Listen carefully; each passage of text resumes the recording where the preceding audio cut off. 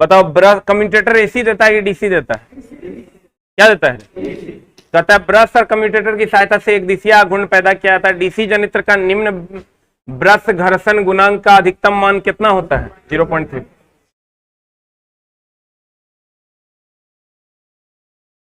अब कहता है ईएमएफ इक्वेशन। ईएमएफ इक्वेशन है सर, ईएमएफ इक्वेशन मतलब डीसी जनरेटर जो ईएमएफ जनरेट करता है उसका फॉर्मूला होता है E बराबर phi Z NP by 60 E बराबर phi Z NP by 60 E बराबर क्या होता है? फाई जेड एनपी बाय 60 है। ईएमएफ निकालने का यह सूत्र है, आपको सबके बारे में दिया हुआ है।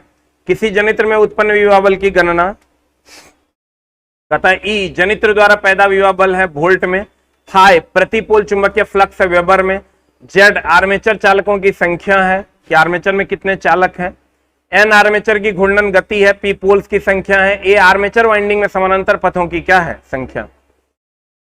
इस सब तुमको दिया हुआ रहेगा, कहेगा E निकालने के लिए। देखो, अगर डीसी जनरेटर में तुमको घूर्णन की दिशा को बदल दोगे, घूर्णन की दिशा को बदल दोगे, मान लो ऐसे ऐसे घूम रहा है और तुम ऐसे ऐसे घुमा दो, करंट की दिशा भी बदल जाए। फॉर एग्जाम्पल, अगर ये मान लो नॉर्थ पोल है और ये मान लो साउथ पोल है, तो नॉर्थ से साउथ की तरफ चुंबकीय बल रेखाएं जाती हैं, किधर से किधर जाती है? अगर ये कोई चालक तार है,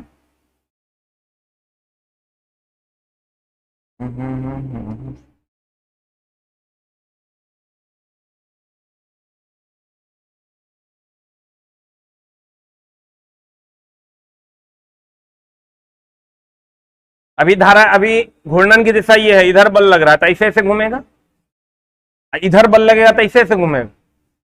अरे ये बल कौन दिखाता है? ये धारा को, ये बोलो ना रे, ई किसको दिखा रहा है? ई आई, अरे बोले थे भाई सबसे ज्यादा बलशाली ये है, ये बल को दिखाएगा, ये चुंबकीय क्षेत्र को दिखा रहा है, और ये किसको दिखा रहा है? तो मेरे दोस्त, अगर अभी धारा की चुंबकीय क्षेत्र की दिशा ये है, अब विद्युत धारा की दिशा ये है, लगने वाला बल ये है, ऐसे घूम रहा है। अगर हम लगने वाले बल को, अभी धारा की दिशा ये है, लगने वाले बल को पलट दें, तो बताओ धारा की दिशा भी पलट जाएगी। अब जनरेटर ऐसे ऐसे घूमेगा, धारा ऐसे ऐसे जाएगा, बोले मैं नहीं करेंगे। अभी बताओ, अभी धारा की दिशा नीचे की ओर है,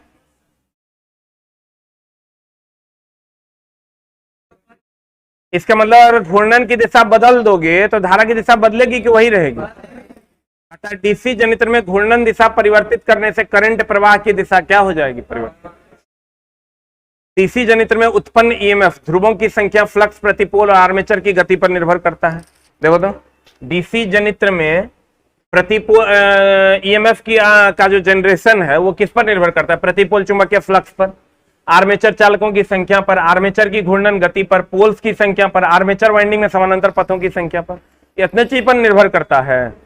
वही बात यहां लिखा हुआ है, डीसी जनित्र में उत्पन्न ईएमएफ ध्रुवों की संख्या पर, फ्लक्स, प्रतिपोल, आर्मेचर गति पर निर्भर करता है। आर्मेचर की गति ज्यादा होगी तो ईएमएफ ज्यादा की कौन? क्योंकि ज्यादा कटेगा तो ज्यादा ईएमएफ जनरेट हो। अब डीसी जनित्र का वर्गीकरण, उत्तेजना प्रणाली के आधार पर डीसी जनित्र का वर्गीकरण दो भागों में किया गया है। एक होता है पृथक उत्तेजित और एक होता है स्व उत्तेजित। एक होता है सेपरेटली एक्साइटेड और एक होता है सेल्फ एक्साइटेड। आप कहेगा ये क्या है सर? मेनली एक्साइटमेंट क्या है? एक्साइटमेंट का मतलब होता है उत्तेजना। एक्साइटमेंट मतलब अभी क्या है, पहला हम लोग पढ़ेंगे। पृथक उत्तेजित उतना जरूरी नहीं है जितना स्व उत्तेजित। हाँ, स्व उत्तेजित है। पृथक उत्तेजित क्या है? मेनली पृथक उत्तेजित ही जरूरी है, स्व उत्तेजित का कोई काम नहीं है, अब उसका यूज नहीं होता है। ये मामला क्या है देखिए, बड़ा सिंपल सा फैक्ट है, लेकिन समझ में आए तो, नहीं समझ में आएगा मामला अति संवेदनशील भी है, इसलिए ध्यान से देखना। जनरेटर जो हम लोग ऐसे, ये नॉर्थ पोल, ये साउथ पोल, नॉर्थ से साउथ की तरफ मैग्नेटिक लाइन ऑफ फोर्स जाएगा, किधर से किधर,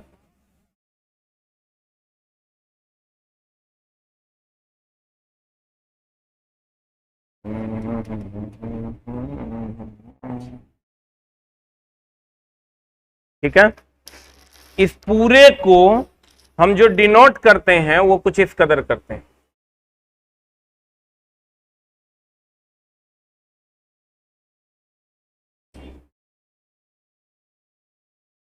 इस पूरे को इस तरीके से डिनोट करते हैं, इन नोटेशन है। जैसे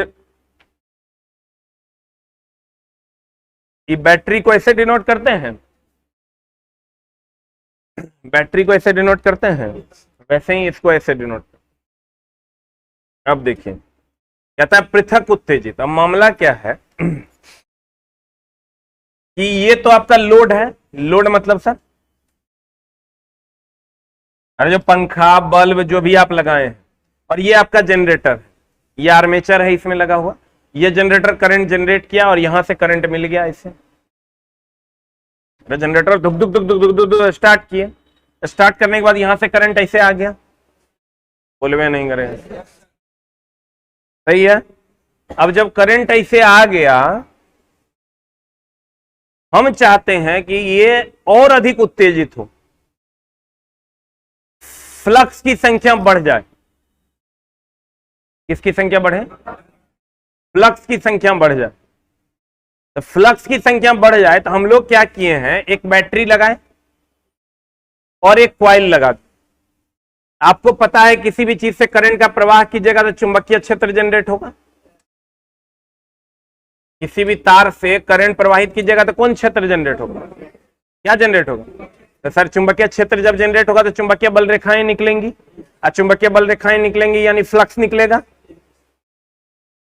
तो चला मामला ही है कि यहां से जो करंट हम देंगे, तो करंट देने के बाद फ्लक्स की संख्या ये वृद्धि कर देगा कि कमी कर देगा? तो वृद्धि कर देगा तो और नहीं ईएमएफ जनरेट होगा।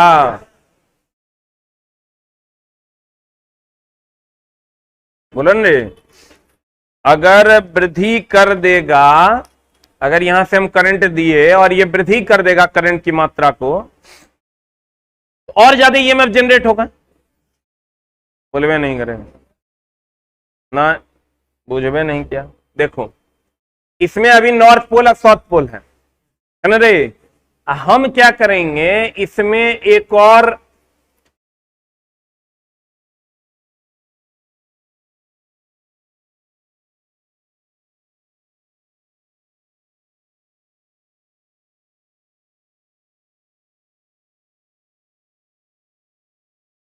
इसको करंट दे दिए, ये मैग्नेटिक लाइन्स ऑफ फोर्स और छोड़ा, तो मैग्नेटिक लाइन्स ऑफ फोर्स की संख्या में वृद्धि हुआ कि कमी हुआ? तो वृद्धि हुआ तो और न ज्यादा ईएमएफ जनरेट करेगा, क्योंकि आपको पता है फैराडेज लॉ कहता है ई समानुपाती minus of D five by D T. पढ़े हैं सर? ई समानुपाती minus of D five by D T पढ़े हैं? बोले मैं नहीं करेंगे। ई समानुपाती minus of D five by D T जो है, ये फ्लक्स में परिवर्तन है। फ्लक्स में परिवर्तन जितना ज्यादा होगा ईएमएफ उतना ज्यादा होगा। कहने का मतलब यह हुआ कि पृथक उत्तेजित जनरेटर जो है, यहां से हमने करंट दिया, करंट देने के बाद ये मैग्नेटिक लाइन्स ऑफ फोर्स और ज्यादा बढ़ा देगा अंदर में कि घटा देगा? तो ईएमएफ ज्यादा हो। किसी को कहता है चूंकि इस जनरेटर से अलग होके ये उत्तेजना उत्पन्न कर रहा है, इसलिए पृथक उत्तेजित जनरेटर है। इस जनरेटर से अलग है कि एकरे में है? अलग है। अब सर पृथक उत्तेजित जनरेटर कम यूज होता है, स्व उत्तेजित ज्यादा यूज होता है। क्यों? क्योंकि इसमें अलग से सर करंट सप्लाई देना पड़ता है, और स्व उत्तेजित में ऐसा नहीं है, एकरे करंट को यूज कर लेते हैं। इसी का करंट ये जो जनरेट करता है उसी को यूज करके फ्लक्स बढ़ा लेते हैं। अभी ये अलग से उत्तेजना दे रहा है कि उसी में घुस के उत्तेजना दे रहा है? कहते हैं पृथक उत्तेजित जनरेटर यही है। अतः इस प्रकार के जनरेटर का प्रयोग किए जाने पर फील्ड पोल्स को उत्तेजित करने के लिए बाहरी डीसी स्रोत की आवश्यकता, देखो बाहर से डीसी सोर्स का जरूरत है कि नहीं है, लेकिन अगर इसी में से हम करंट लेके इसी में फ्लक्स जनरेट करवाते, मान लो ऐसा कर देते, ये करंट जनरेट करिए रहा है, यहां हम ऐसा कॉइल जोड़ देंगे, तब बताओ इसका करंट जो इसमें आएगा तो ये फ्लक्स छोड़ेगा कि नहीं छोड़ेगा? ये पृथक उत्तेजित हुआ कि स्व उत्तेजित? क्योंकि इसके खुद के करंट से ये ईएमएफ फ्लक्स जनरेट किया। इसमें अलग से डीसी सप्लाई देने की जरूरत है? इसी का डीसी सप्लाई ये यूज कर ले, बोलो न रे। इसमें अलग से डीसी सप्लाई देने की जरूरत किसमें, स्व में कि पृथक में? पृथक में। कोई ऐसा है जिसका पहला क्लास है? Very good. तथा इस प्रकार के जनरेटर जनित्र में प्रयोग किए जाने वाले फील्ड पोल्स यानी विद्युत चुंबक, अब बोलो इसको विद्युत चुंबक क्यों कहते हैं? ये विद्युत चुंबक है, बोलो क्यों? विद्युत चुंबक उसे कहते हैं जो विद्युत धारा देने पर चुंबकीय क्षेत्र जनरेट कर। अरे मेरे दोस्त, चुंबक दो प्रकार का, चुंबक कितने प्रकार का? एक अस्थाई और दूसरा अस्थाई का दूसरा नाम, अस्थाई का दूसरा नाम क्या है? विद्युत चुंबक। अस्थाई का दूसरा नाम, अस्थाई का दूसरा नाम कौन चुंबक? क्यों? विद्युत देने पर चुंबकीय क्षेत्र जनरेट होता है। याद आ रहा है कुछ? अस्थाई चुंबक वो चुंबक होता है जिसमें विद्युत धारा दो नहीं दो चुंबकीय क्षेत्र होवे करें। अस्थाई चुंबक वह चुंबक होता है जिसमें विद्युत धारा देंगे तो चुंबकीय क्षेत्र होगा, विद्युत धारा नहीं देंगे चुंबकीय क्षेत्र नहीं होगा। बोलो न, कहते हैं पृथक उत्तेजित जनरेटर। पृथक उत्तेजित मतलब होता है सेपरेटली एक्साइटेड। बोलो न रे। इसमें क्या होता है कि इसमें करंट देंगे तब नहीं ये मैग्नेटिक लाइन से फोर्स जनरेट करेगा। बोलो न रे।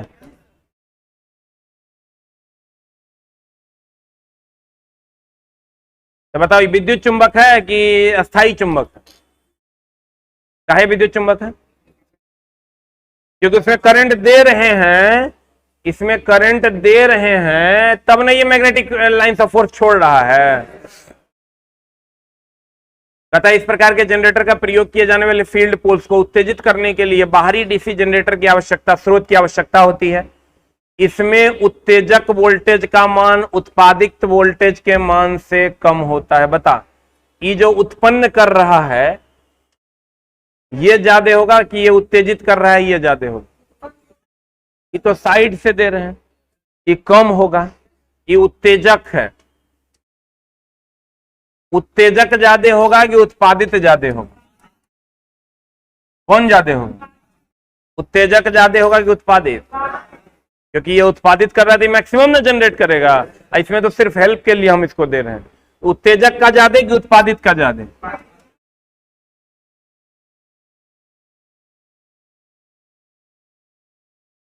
कहता है इस प्रकार के जनरेटर के प्रयोग किए जाने वाले फील्ड पोल्स को उत्तेजित करने के लिए बाहरी डीसी स्रोत की आवश्यकता होती है। किसकी आवश्यकता होती है? कहता है इसमें उत्तेजक वोल्टेज का मान उत्पादित वोल्टेज के मान से कम। किसका मान कम होता है? उत्तेजक का। किसका कम होता है? अब कहता है पृथक उत्तेजित जनरेटर बिना अवशिष्ट, अब होता है अवशिष्ट क्या होता है? जैसे अगर इसके अंदर हम मैग्नेटिक फील्ड जनरेट करने की कोशिश करेंगे, इसको हम अवशिष्ट कहते हैं। जैसे अगर कचरा वहां फेंका हुआ है तो वो अवशिष्ट है कि मेरे अंदर है कचरा, वो अवशिष्ट है? मेरे अंदर जो है वो अवशिष्ट। अवशिष्ट का मतलब होता है जो मेरे अंदर का कचरा है। हमको ही बताओ, इसमें अब इसके अंदर मैग्नेटिक फील्ड जनरेट करने के लिए कचरा लगाते हैं ही कि इसके अलग रहता है? ये मैग्नेटिक फील्ड जनरेट करने वाला जो रहता है इसमें अलग रहता है कि उसके अंदर रहता है? छोटा, इसके अलग न है रे। मैग्नेटिक फील्ड जनरेट करता है वो अलग न है कि इसके अंदर है? इस सेपरेटली एक्साइटेड है, पृथक उत्तेजित। ध्यान से देखना कि पृथक उत्तेजित है तो इसमें जो ये कचरा है ये अलग है कि इसके अंदर है? अलग है, अलग है। इसको कहते हैं अवशिष्ट। क्या कहते हैं इसको? अब बताओ, ये अलग अवशिष्ट मतलब एक्स्ट्रा समझ लो। ये अवशिष्ट चुंबकत्व तो इसके अंदर होता है क्या? होता है क्या? लेकिन स्व उत्तेजित में होता है। कहते हैं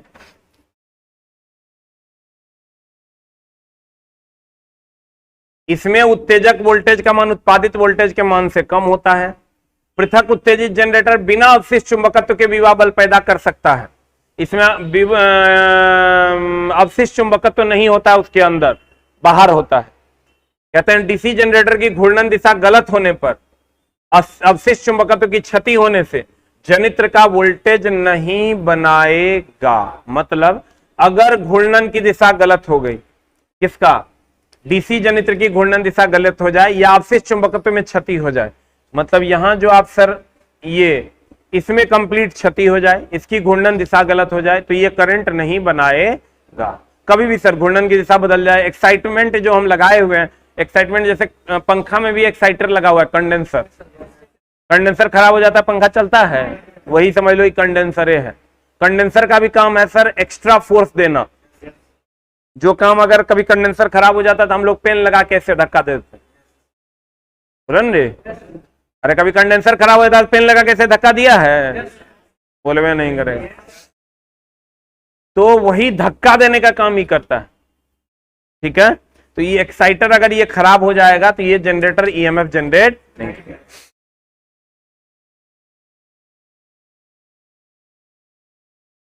जहां कम वोल्टेज तथा उच्च धारा की आवश्यकता होती है तथा क्षेत्र धारा को नियंत्रित करना पड़ता है, वहां हम इस प्रकार के जनरेटर का प्रयोग करते हैं। विद्युत लेपन में, धातु के शुद्धिकरण इत्यादि में इसका प्रयोग करते हैं। अब है स्व उत्तेजित। बता, स्व उत्तेजित में इसके अंदर ही में होगा, बोलन रे। अब इसके अंदर अलग अलग संरचनाएं होती है। फॉर एग्जाम्पल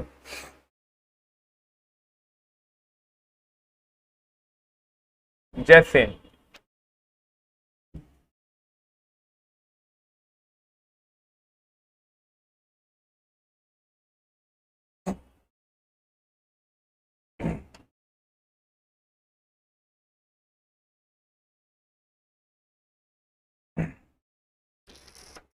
ऐसा,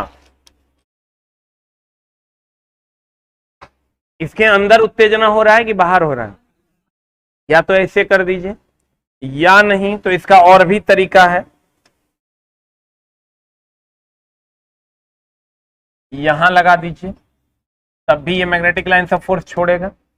यहां भी लगा दीजिए, ज्यादा दिक्कत है तो यहां भी लगा दीजिए, बोलन रे। एक्स्ट्रा लाइन ऑफ फोर्स जाएगा, एक्स्ट्रा लाइन ऑफ फोर्स जाएगा तो ईएमएफ और जनरेट होगा, बोलन रे। स्व हुआ कि पृथक हुआ? इसमें अवशिष्ट चुंबकत्व तो इसके अंदर ही होगा कि बाहर होता है? हाँ प्यारे मित्र, ये तुमको हम 4 बार पढ़ाएंगे। सेम चीज 4 बार आएगा, तब धीरे धीरे एडजस्ट होगा। जैसे क्षति को 4 बार और पढ़ाएंगे कि हिस्टेरेसिस क्षति, ईडी धारा क्षति वगैरह वगैरह, वैसे ये भी 4 बार और लिखा हुआ है। 3 बार तो कम से कम लिखा हुआ होगा किताब में। फिर वहां जाएंगे, फिर इस पर चर्चा करेंगे, तब धीरे धीरे समझ में आएगा। कहता है इस प्रकार के जनित्र में फील्ड पोल्स को उत्तेजित करने के लिए बाह्य विद्युतीय स्रोत की आवश्यकता होती है कि इसी का विद्युतीय स्रोत यूज कर लेते हैं। कहते हैं यह भी 2 प्रकार का होता है। कितने प्रकार का होता है? एक अस्थायी चुंबकीय जनित्र, जिसका हम उपयोग नहीं के बराबर करते हैं, हम लोग अस्थायी का यूज करते हैं। इसमें चुंबकीय क्षेत्र स्थापित करने के लिए अस्थायी चुंबक का प्रयोग। फॉर एग्जाम्पल अगर ये मान लो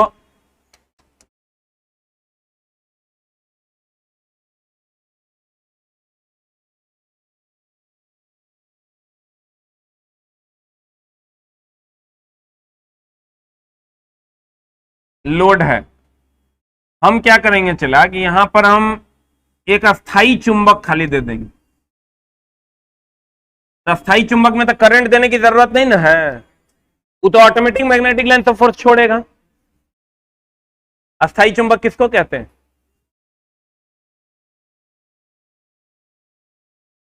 जिसमें हम करंट दे ना दे मैग्नेटिक लाइन ऑफ फोर्स छोड़वे करेगा, बोलन रे। ये अस्थाई चुंबक को हुआ, कहता इसमें चुंबकीय क्षेत्र स्थापित करने के लिए, ये मैग्नेटिक फील्ड जनरेट करने के लिए अस्थाई चुंबक का प्रयोग किया जाता है। किसका प्रयोग किया जाता है? देखो, ये परमानेंट मैग्नेट का प्रयोग किया जाता है इसी के अंदर। कहता है ये युक्ति डायनेमो आदि छोटे जनरेटर में होता है, छोटा मोटा जो जनरेटर होता है उसमें हम लोग इसका प्रयोग करते हैं। फिर है विद्युत चुंबक। विद्युत चुंबक मतलब ये वाला, विद्युत चुंबक मतलब ये वाला जिसमें विद्युत देते हैं और तब ये मैग्नेटिक लाइन ऑफ फोर्स छोड़ता है। विद्युत चुंबक अस्थाई है कि अस्थाई है? किसको कहते हैं विद्युत चुंबक? जिसमें विद्युत धारा देंगे तब मैग्नेटिक लाइन ऑफ फोर्स छोड़ेगा। बोलन रे, कहते हैं इसमें चुंबकीय क्षेत्र स्थापित करने के लिए विद्युत चुंबक का प्रयोग किया जाता है। विद्युत चुंबक किसे कहते हैं? जिसमें करंट देंगे तो मैग्नेटिक लाइन ऑफ फोर्स होगा, करंट नहीं देंगे तो मैग्नेटिक लाइन ऑफ फोर्स नहीं। तुम चला एकदम टेंशन में, थोड़ा थोड़ा समझने की कोशिश करो। तुमको कभी अभी के तुम एक बार पैसा दे दिया, जितना बार पढ़ेगा कभी पैसा नहीं लेंगे, ठीक है? लेकिन पढ़ लो, पढ़ के समझने की कोशिश करो। हवा में फायरिंग करने से नहीं होगा, धीरे धीरे धीरे धीरे चीजें समझ में आएगी। लेकिन नहीं समझ में आएगा तो और पढ़ेंगे और पढ़ेंगे, लेकिन एक ही चीज जब 4 बार पढ़ोगे धीरे धीरे समझ में आने लगेगा तुमको कि मामला क्या है। पहली बार में किसी को नहीं बुझाता है, लेकिन धीरे धीरे समझ में आने लगता है। जब चीजें आपको धीरे धीरे रिकॉल होना शुरू हो जाएगी तो आपको समझ में आएगा। बताओ, अभी हम अस्थाई चुंबक है, विद्युत चुंबक है, वो थोड़ा नहीं याद आ रहा है, इसलिए कि तुम सीधा एक ड्यूटी समझता है कि हमको जाना है 4 बजे, अब फिर 4 बजे, 4:15 बजे जाना है, 5 बजे चल आना है, फिर ओकर बाद वो किताब को छूना नहीं। अभी तो उसी जुगाड़ में तो चला, कुछ तो देखना पड़ेगा। 15 मिनट 20 मिनट आधो घंटा तुम देखोगे। हम बार बार बोलते हैं यूट्यूब पे सर्च करो, जो टॉपिक तुमको दिक्कत होता है उसको यूट्यूब पे सर्च करोगे, वीडियो दिखाई देगा तुमको, वीडियो देखो, और ज्यादा धीरे धीरे तुम्हारा कॉन्सेप्ट क्लियर होगा, और ज्यादा धीरे धीरे तुम सीखोगे, ठीक है? अब कहता विद्युत चुंबकीय जनरेटर क्या है? सर कुछ ऐसा होता है,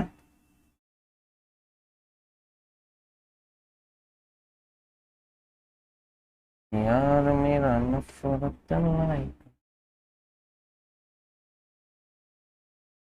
बताओ, इसमें हम करंट देते हैं तब ये मैग्नेटिक लाइन ऑफ फोर्स छोड़ता है।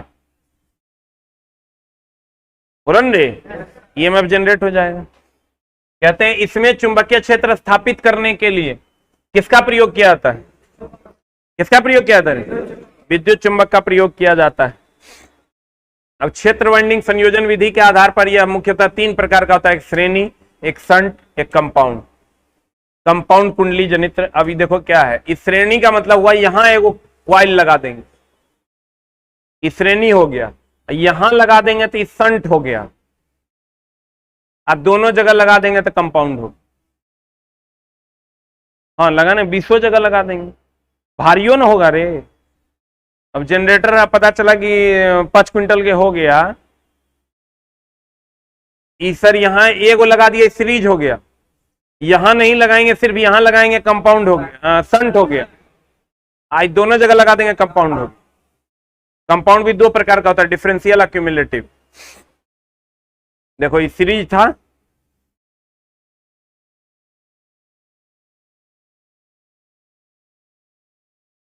देखो ये पैरेलल में लगा दिया, ये हो गया शंट।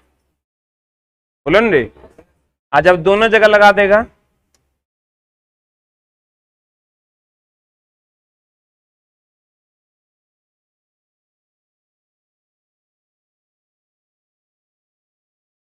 रपट जाए।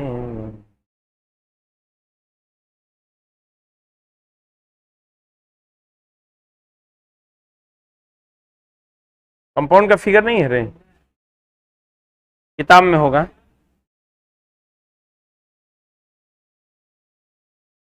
देखें,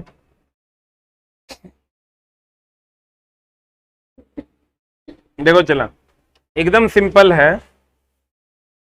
अगर सीरीज होगा, एक्साइटमेंट 2-3 प्रकार का होगा।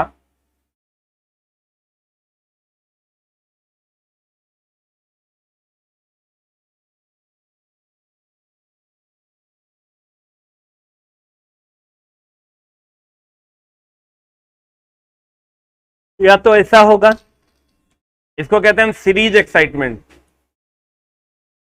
एक्साइटमेंट मतलब मैग्नेटिक लाइन्स ऑफ फोर्स को बढ़ा देना, बोलो ना रे। एक होता है संट,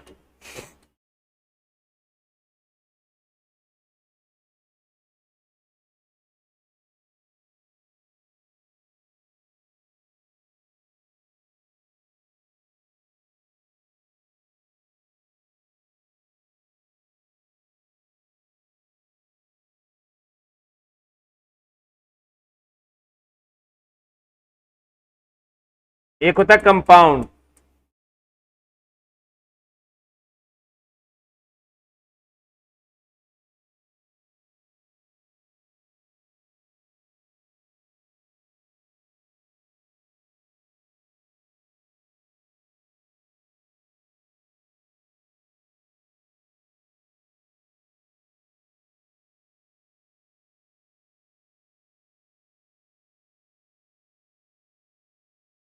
ये 3 होता है।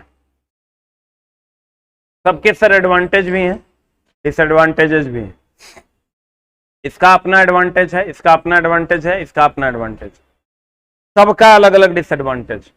जैसे सर आप जो काम चाकू से कर सकते हैं वही काम तलवार से भी होगा, लेकिन दोनों का एडवांटेज और डिसएडवांटेज है। कदुआ को तलवार से नहीं काटेंगे, काटेंगे क्या? कदुआ को जब भी काटेंगे किससे काटेंगे? चाकू से, ठीक है। तो सब जगह सबका यूज नहीं करते हैं, जहां जिस चीज का यूज करना चाहिए वहीं उसका यूज करेंगे। अब आप कहिएगा सर इसके क्या एडवांटेजेस हैं, इसके क्या डिसएडवांटेजेस हैं? सबके अलग अलग एडवांटेज डिसएडवांटेज है, ऐसा आप नहीं कह सकते। दोनों तो हथियारे हैं। कभी कोई चीज हो जाता है कि जो कॉस्टली हो जाता है तब हम लोग उसका यूज नहीं करते। फॉर एग्जाम्पल अगर अभी मान लीजिए कि आप जैसे ये लड़का बलिया पहने हुए, हाथ उठाओ, चांदी का है, चांदी का बलिया पहना है, अच्छा तो लेकिन सोना वाला लगता, सोना वाला थोड़ा सुनहला लगता, थोड़ा अच्छा लगता देखने में, लेकिन नहीं पहन रहा है इसलिए कि बच्चे के पास पैसे की दिक्कत है, एफोर्ड नहीं कर पा रहा है। तो सर हर जगह हर चीज आप कहेगा ये एडवांटेज है तो सब जगह कहीं नहीं यही यूज करते हैं, दूसरा का ही यूज कर रहे हैं। सोना बहुत सुंदर लगता है तो क्या हर जगह यूज करते हैं हम लोग? नहीं यूज करते हैं। सोने के तार की चालकता सबसे कम है, लगा दीजिए आप घर में, एकदम स्मूथली करंट जाएगा। कॉपर थोड़ा तार गर्म भी हो जाता है, वो नहीं होगा, लेकिन सर लगा दीजिएगा जुलूम हो जाएगा, नहीं हो जाएगा? ये वो छोटा सा चेन हम लोग लेते हैं तो उसका दाम 3 लाख है, एकदम छोटा सा चेन, पतला सा चेन आप लेते हैं तो 3 लाख। अभी समझो कि तुम लोग का शादी नहीं ना हुआ है, अगर शादी हो जाएगा तो समझो अगर 25 लाख रुपया दहेज मिलेगा, 20 लाख से कम में अभी अब जेवर नहीं होगा तेरी दुल्हन का। 15 से 20 लाख रुपया कम से कम दहेज नहीं। तुम लोग डायरेक्ट बोलना कि हमको दहेज नहीं चाहिए, आप अपनी बेटी को जो देना चाहते हैं दे दीजिए, हम नहीं देंगे उसको। तो अगर खाली गहना वो खरीद के दे दे बाबूजी, जुलूम हो जाएगा। कम से कम 15 से 20 लाख, 2-3 लाख से तेरा पता नहीं चलेगा कहां चल गया, एकदम नहीं पता चलेगा। 41,000 रुपये भरी है 10 ग्राम का दाम। तो कहने का मतलब ये हुआ कि हर जगह हर चीज का यूज नहीं कर सकते, हर जगह हर चीज का यूज नहीं कर सकते। ये सीरीज एक्साइटेड है तो ये मैग्नेटिक लाइन्स ऑफ फोर्स ऐसे छोड़ेगा, ये यहां से भी छोड़ेगा ऐसे, यहां आएंगे तो ये भी छोड़ेगा, ये भी छोड़ेगा। तो तुम कहोगे सबसे बढ़िया तो यही है, तब बहुत ज्यादा एक्साइटेड हो जाएगा वो भी गड़बड़ है। तुम मशीन को पूरा फ्री कर दो, भयानक रोटेशन पे घुमाने लगो, बहुत ज्यादा ईएमएफ जनरेट हो जाए, सब जल जाएगा। तो हर चीज का अलग अलग यूज है। स्टेबिलिटी कहां मिलेगी? सबसे ज्यादा स्टेबिलिटी आपको यहां मिलेगी। क्यों? क्योंकि कभी कभार ये मिस भी कर सकता है। इसमें अगर एक मिस करेगा तो दूसरा आपको करंट दे देगा, दूसरा मैग्नेटिक लाइन ऑफ फोर्स दे देगा। अगर मान लो डबल कंडेंसर तुम लगा दिया, डबल कंडेंसर लगा दिया तो एगो फेल भी कर जाएगा तो एगो बचेगा। एक अगर कभी कभार देखता होगा डबल कंडेंसर लगा के सीरीज में लगाता है, खूब स्पीड हो जाता है पंखा, आप पंखो उड़ जाता है, कंडेंसरों उड़ जाता है, ऐसा देखा है? तो डिपेंड करता है कि सर किसी भी चीज का एक लिमिटेशन होता है, क्या लिमिटेशन में आप रखते हैं, ठीक है। तो सीरीज एक्साइटेड क्या है? श्रेणी कुंडली जनरेटर। देखो ये लोड हो गया, यहां पंखा बल्ब जो भी लगाना है, और यहां हो गया सीरीज फील्ड। क्या हो गया? और ये हो गया सर आर्मेचर, हुआ ना। ये मैग्नेटिक लाइन से फोर्स छोड़ेगा यहां से, बोले मैं नहीं करेगा। कहता है इस जनित्र में आर्मेचर फील्ड, देखो इस जनित्र में आर्मेचर फील्ड वाइंडिंग जो फील्ड जनरेट करता है, और लोड, तीनों सीरीज में है कि पैरेलल में है? किसमें है? तीनों सीरीज में है। यानी इसका करंट बराबर इसका करंट बराबर इसका करंट, बोले मैं नहीं करेगा। कहते हैं इस जनित्र में बिना, अब बताओ ओपन सर्किट में करंट का फ्लो होता है रे? ओपन सर्किट में करंट का फ्लो होता है। अब तुम यहां से लोड हटा दो, लोड हटा दोगे तो यहां से सर्किट ब्रेक कर जाएगा। अब ब्रेक कर जाएगा तो बताओ तो ये चलेगा? करंट का प्रवाह होगा। कहते हैं यदि इस जनित्र को बिना लोड के चलाना संभव है, बिना लोड के नहीं चलाना चाहिए, क्योंकि ऐसी अवस्था में खुला परिपथ हो जाने के कारण प्राप्त विभव बल में और धारा का मान क्या हो जाएगा? खुला परिपथ में विद्युत धारा का मान क्या होता है? इस जनित्र में फील्ड वाइंडिंग मोटे, अब देखो इसका थोड़ा सा लफड़ा है, एगो है मोटा तार कम लपेटा, एगो है पतला तार अधिक लपेटा। एगो बात बताओ, अगर मोटा तार रहेगा तो कमो लपेटा होगा तो पूर जाएगा, अब पतला तार होगा तो ज्यादा लपेटा होगा तब पूरेगा, बोले मैं नहीं करेंगे। एक है सीरीज, एक है संट। इसके बाद वाला संटे फील्ड जनरेटर न है, तो सीरीज मोटा है कि संट मोटा है? स्पेलिंग देखो ना, अरे सीरीज का स्पेलिंग मोटा है और संट का स्पेलिंग 1 2 3 4 5 है, इसमें 1 2 3 4 5 6, बोले मैं नहीं करेंगे। ये मोटा की पतला, इसमें चला मोटा तार का प्रयोग करते हैं, इसमें पतला तार का प्रयोग करते हैं। तो मोटा तार होगा तो कम लपेटा कि ज्यादा लपेटा? अब पतला तार होगा तो अधिक लपेटा, बोलो ना रे चला। कहते हैं इस जनित्र का फील्ड वाइंडिंग मोटे तार तथा कम लपेटों वाला होता है, सीरीज का। याद नहीं रहा, उसमें जाएंगे तो कहेंगे इसका पतला तार और अधिक लपेटा होता, बोलो ना रे। कहते हैं इस जनित्र का प्रतिरोध निम्न स्तरीय होता है, प्रतिरोध का मान कम होता है। क्यों कम होता है सर? तो आप पढ़े होंगे आर जो है इनवर्सली प्रोपोर्शनल होता है ए के, पढ़ा है रे। किसी भी तार का प्रतिरोध अनुप्रस्थ काट के क्षेत्रफल का व्युत्क्रमानुपाती होता है। अगर ये मोटा है तो क्षेत्रफल ज्यादा होगा कि कम होगा? तो ज्यादा होगा तो प्रतिरोध कम ना हो जाएगा रे, बोलो न रे। टाइम मिले चला छुट्टी में 2 चैप्टर पढ़ लेना बढ़िया से। एगो मैग्नेट, खूब बैठ बैठ के रिसर्च करना, मैग्नेट और बेसिक ऑफ इलेक्ट्रिसिटी। अगर टाइम मिले तो 2 चैप्टर को पढ़िएगा, मैग्नेट और बेसिक ऑफ इलेक्ट्रिसिटी। लेकिन आप पढ़िएगा नहीं, इसकी 150% की गारंटी। पढ़िएगा, हमारा तो नहीं लग रहा है। और जिनका एक काम करते हैं, अगर आप जब छुट्टी के बाद हम लोग मिलेंगे तो डेली हम लोग एक एक वीडियो जो है 3 से 5 में, 3 बजे इसमें क्लास नहीं चलता है। 3 बजे जिस दिन क्लास नहीं चलता है उस दिन आप लोग आके बैठिएगा, मैग्नेट का एक एक वीडियो, बेसिक का और मैग्नेट का एक एक वीडियो डेली प्ले होगा 3 से 4 में। वीडियो चला देंगे 3 से 4 में, और 4 से 5 में हम आएंगे, जहां से पढ़ा रहे वहां से पढ़ा देंगे। तो जिसका छूटा हुआ होगा या नहीं भी छूटा हुआ होगा तो एक बार रिवीजन कर ले, क्या इसी पे चला देंगे तो आपको पार्ट बाय पार्ट रहेगा, अपना धीरे धीरे करके देख लीजिएगा। एक दिन में अगर टाइम से आइएगा 2-2 पार्ट देख लीजिएगा, क्या कर दें। बेसिक ऑफ इलेक्ट्रिसिटी और मैग्नेट ये सब पढ़ा हुआ रहेगा, सब उसमें पढ़ाया हुआ। क्षेत्रफल बढ़ेगा तो प्रतिरोध का मान क्या होगा? घटेगा। तो बताओ हमको कि इसका मोटा तार है, क्षेत्रफल ज्यादा ना होगा, और क्षेत्रफल ज्यादा होगा तो प्रतिरोध क्या होगा? कम होगा। इस जनित्र में लोड परिवर्तन से टर्मिनल वोल्टेज परिवर्तित होगा। बताओ तो लोड पर डायरेक्टली डिपेंड करता है। ये लोड बदलोगे तो इस पर भी असर पड़ेगा, कभी कभार नहीं देखता, लोड बहुत ज्यादा देता है जनरेटर धुक धुक धुक धुक धुक धुक करने लगता, करता है। लोड बढ़ा दोगे तो इस पर असर पड़ेगा। इस जनरेटर में लोड परिवर्तन से टर्मिनल वोल्टेज परिवर्तित होता है। सीरीज जनरेटर होने के कारण हर जगह विद्युत धारा बता समान की अलग अलग।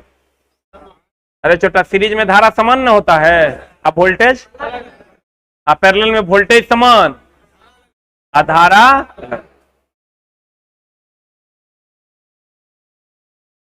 अब देखो, ये मान लो लोड है,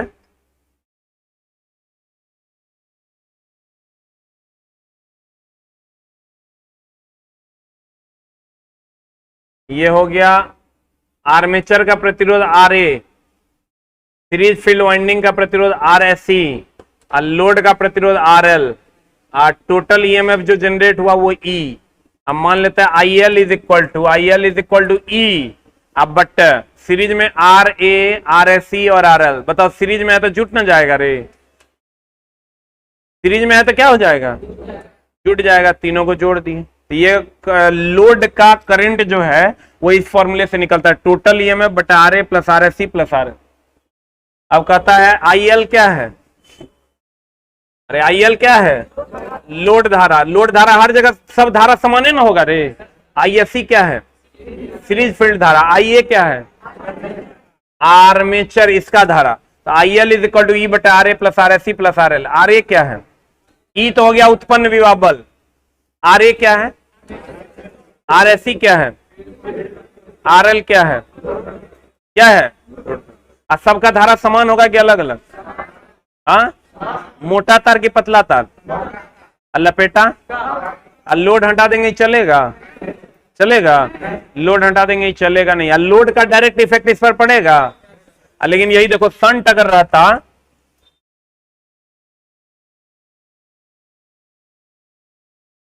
संट रहता न चलाती, लोड हटा भी देखो तब भी देखो क्लोज परिपथ है, लोड हटाने पर भी चलेगा, बोले न रे। लेकिन इस पर हम आगे चर्चा करेंगे अगली कक्षा में। अगली कक्षा आपकी कब है, नहीं, अगला क्लास हो जाएगा आपका, कल पढ़ा के छुट्टी हो रहा है, टेस्ट वगैरह चलेगा कुछ कुछ, और आपका अगला क्लास पड़ता है 18 को, सोमवार है, कोचिंग खुलेगा, 19 तारीख से आपका अगला क्लास होगा, ठीक है। दुर्गा पूजा की छुट्टी है, happy Dussehra to all of you. Online वाले भी, आपकी भी क्लास 19 तारीख से चलेगी।